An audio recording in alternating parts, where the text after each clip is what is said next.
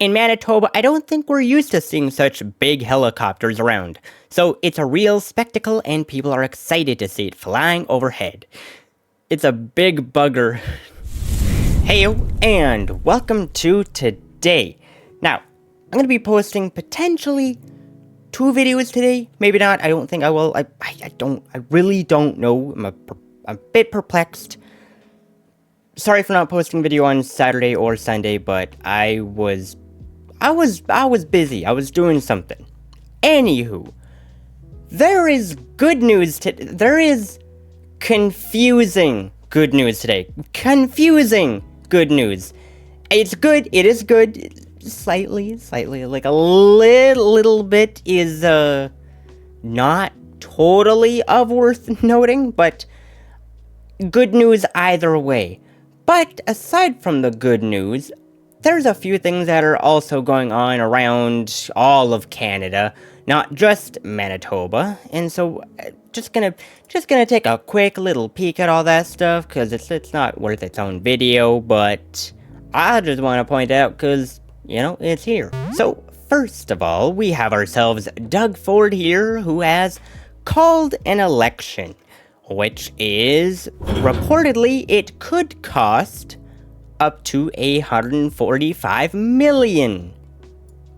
You know, because that's what we need to do in the midst of a tariff problem. We need to spend $145 million on an election.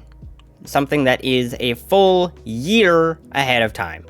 Yeah, because $145 million is really what we need to spend that money on. Right? Anywho, now this happened quite a while ago at this rate, but I guess True North is now reporting on it. Well, now I say 2 days ago, they reported on how Heinz Ketchup decided to dunk on Trudeau, which is I did not put this on my 2025 bingo card. Man, that is such an overused line, but I'm gonna use it, because I didn't know it was gonna happen. I did not expect it to happen at all. But we do have ourselves Heinz Ketchup, or Kraft Heinz, calling out Prime Minister Justin Trudeau after he claimed the company didn't use Canadian tomatoes in their ketchup, while discussing the 25% trade tariffs. They do. They use Canadian tomatoes, but he even when he's trying to make, like, he made such a just a stupid comment, and then Heinz comes out and dunks on him and say, "Nope, not true." Like, come on, that is just wild. And then for another piece of little information, I woke up today and I watched a video from my husband Gold. Apparently, Colombia's leader decided to write an entire thing, or where is it? It's not here. It's in the other video. This is a different video, but posted an entire thing, only for a couple hours later to then completely turn it around after. It's a bit stupid, but funny, I think.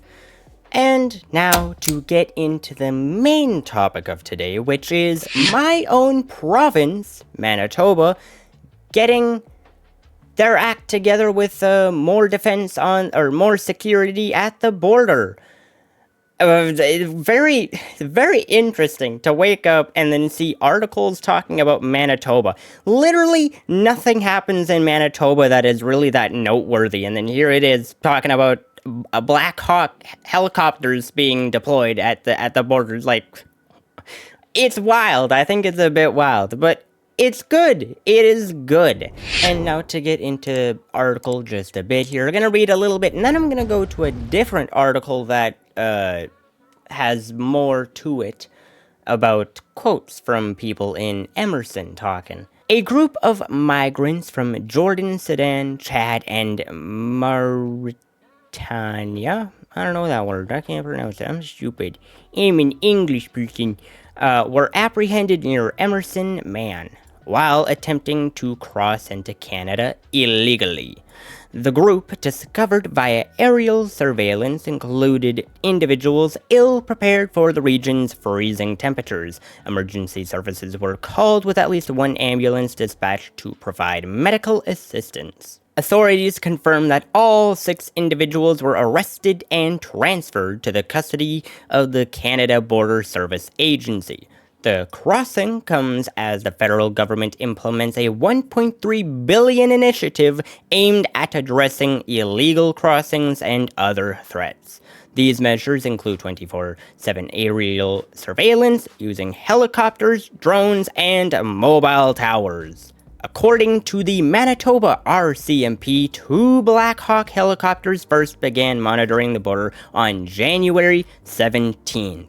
And as a Manitoban, this is awesome. This is fun. I like this. You know, it has.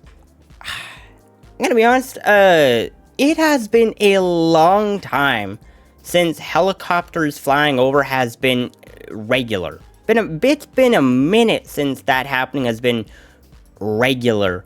So this happening with us getting more helicopters flying around and surveilling, that's pretty good. I'm happy about that. That's great. But now we're going to stop with my own conversation. We're going to read some quotes from people who live at Emerson Franklin.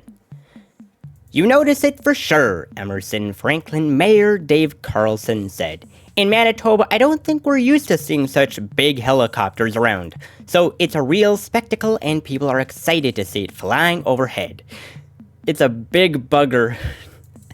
According to Carlson, who also works as a firefighter in the community, Emerson and the surrounding areas continue to brace for what many believe could be a surge in illegal migrant crossings into the border community after Donald Trump was elected president in November. He said immediately after Trump was elected, Emerson Franklin did not see the surge they had originally suspected, but said in recent days they are seeing an uptick that has already put fire crews and emergency workers to work in some cases. And he is absolutely right. It is most definitely a big bugger, and it is also a spectacle, because it's not common to see helicopters anymore. They aren't common. They used to be a thing that was very regular, and now they're just every once in a very blue moon. But if we're getting more helicopters, and there's more mosquitoes going in the sky. So that's pretty interesting. The flights will target all illegal activity along the border, RCMP said in a release. This includes searching for individuals who illegally enter Canada between official ports of entry and for the human smugglers who facilitate their travel. It will also be used to detect and stop illegal smuggling and trafficking of contraband, such as illicit drugs into and out of Canada. So the end-all, be-all of all this is that Manitoba is beefing up the security and is stopping people. That is a good step. That is a good step in solving the problem and getting rid of the tariff problem. That's a good step now that we are 5 days away from tariffs. And at least, I hope that after all of this is happening, that Trump reconsiders his thoughts on tariffing Canada, because this is something I should have said in the last video, but I didn't say, and so I'm going to say it now. A lot of people were confused on if I understood how the tariffs are working on exports and imports. And my working assumption, my working idea is that if Canada is tariffed 25%, Trudeau will, I don't hold any hope in that he will not tariff everything in retaliation. I don't hold any hope that he wouldn't do that. And so I am thinking on the side that if tariffs do happen, that will probably eventually happen as well. I don't see it any other way. And so when I speak of tariffs, I'm on the assumption that anything is fair game in the terms of what is tariff between Canada and America. Literally anything. Because I do not hold any hope in that Trudeau won't get to that point if tariffs are implemented. I don't hold any hope in that. And so, in hope that through time Canada stays Canada and Canadian citizenship is still Canadian citizenship, I hope that through all of this and continuation, I hope the Canadian government doesn't just stop halfway through. I hope they continue and go forth with securing the border. Hopefully, Trump will reconsider his thoughts on tariffing Canada. I severely hope, because once the ball gets rolling, I don't see that ball stopping anytime soon. And that doesn't spell anything good for any Canadian who is not part of the rich people club. And why I bring that up specifically is because part of me believes that is what Trudeau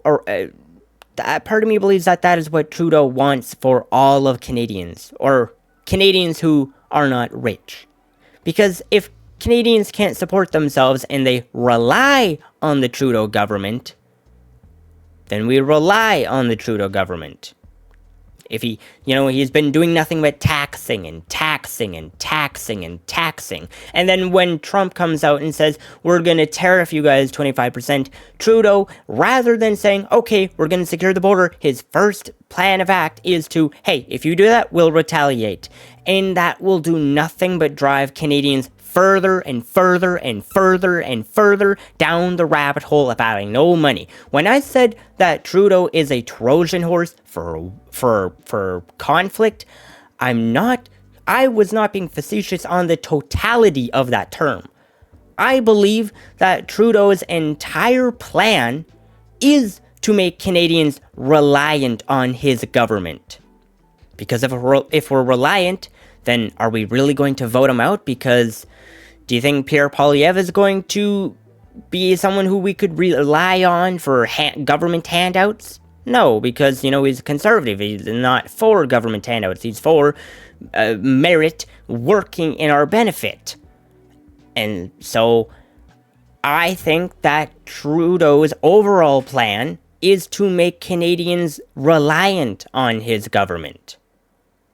I don't see really a way around that. But once again, I truly hope that Trump will reconsider the tariffs, because once that ball starts rolling, I don't see where it stops. Once the carriage of that Trojan horse starts rolling down the path, I don't see where that Trojan horse stops. I don't see it. I don't want that to happen. I don't like it either way. And so when I talk about tariffs, I am on the implicit thought that everything is on the line, because as Trudeau said, we have made it very clear that everything is on the table as potential responses, but we've also... Everything is on the table. And I'm personally team that Trudeau is particularly on the side of everything's on the table, because he wants that. I believe he wants that. I believe he wants everything to be on the table, and not only on the table, but used. But maybe I'm completely up the wrong street. I doubt it. But maybe I am. I would much rather prepare for the fact that I'm not wrong rather than that I am wrong.